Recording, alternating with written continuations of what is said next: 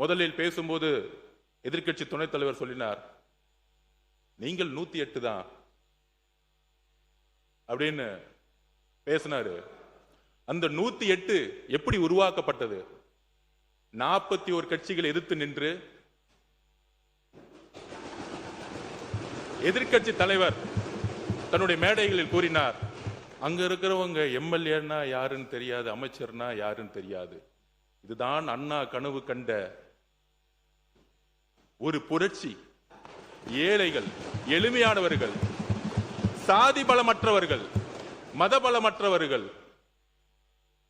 இங்க இருக்கக்கூடிய நபர்கள் பண்ணையாரின் பிள்ளைகள் அல்ல, மன்னராட்சியின் பிள்ளைகள் அல்ல. எங்கள் பெயர் உங்களுக்கு தெரியாமல் இருக்கலாம், எங்களுடைய சாதி உங்களுக்கு தெரியாமல் இருக்கலாம், எங்களுடைய மதம் உங்களுக்கு தெரியாமல் இருக்கலாம். ஆனால் பெண்களுக்கும் இளைஞர்களுக்கும் ஏழைகளுக்கும் எங்களுடைய பெயர் தெரியும். அதனால்தான் நாங்கள் 108. அதனால்தான் 10 நாளில் நீங்கள் உருவாக்கிய 10 வருஷ கூட்டணி 10 நாளில் எங்களுடைய தலைவரை நோக்கி ஒரு ஜனநாயகத்தை உருவாக்கியது, இந்த ஆட்சியை உருவாக்கியது. மக்கள் ஏற்படுத்த தீர்ப்புக்கு தலைவணங்கி இடதுசாரி சிந்தனைகளை கொண்ட அனைத்து தோழர்களும், காங்கிரஸ், கம்யூனிஸ்ட், விசிகே, ஐஎம்எல் அனைத்து தோழர்களும் மக்கள் ஏற்படுத்திய வெற்றிக்கு தலைவணங்கி எங்களோடு கொள்கை அளவில் இந்த ஆட்சியில் பங்கு பெற்று முதல் முறையாக நாங்கள் உறுதி கூறுகிறோம், புரட்சியாளர் அம்பேத்கருடைய கனவு இந்த அவையில் முதல் முறையாக நிறைவேற்றப்பட்டது. 8 தலித் சகோதரர்கள் இன்று அமைச்சரவையில் இருக்கிறார்கள். பெரியார் கண்ட சமூக நீதி இங்கே நிறைவேற்றப்பட்டிருக்கிறது. அண்ணா கண்ட இளைஞர் கூட்டம் இங்கு உருவாக்கப்பட்டிருக்கிறது. இதுதான் தேர்தல் வெற்றி.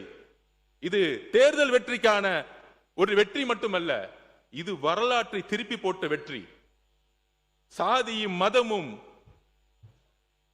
எம்எல்ஏ ஆகணும், மினிஸ்டர் ஆகணும்னா அதுக்கு ஒரு பின்புலம் இருக்கணும்னு ஒரு சாமானியன் நினைச்சு பார்க்க முடியாத ஒரு சட்டமன்றத்தில் அண்ணாவுக்கு அப்புறம், எம்ஜிஆருக்கு அப்புறம் இன்று ஏழைகளும், எளிமையானவர்களும், இளைஞர்களும், பெண்களும் இந்த சட்டமன்றத்தில் இங்கு அமர்த்தப்பட்டிருக்கிறார்களே, பெண்கள் துணையுடன், இளைஞர் துணையுடன் எங்களுடைய தலைவருடைய நம்பிக்கையும் அன்பும் பெண்கள் உருவாக்கிய வெற்றி தான் இந்த வெற்றி.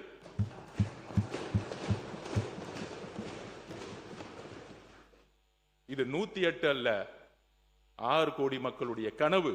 ஒரு ஏழையும் ஒரு சாமானியனும் சட்டமன்ற உறுப்பினராக வேண்டிய ஒரு கனவு இது. இந்த கனவு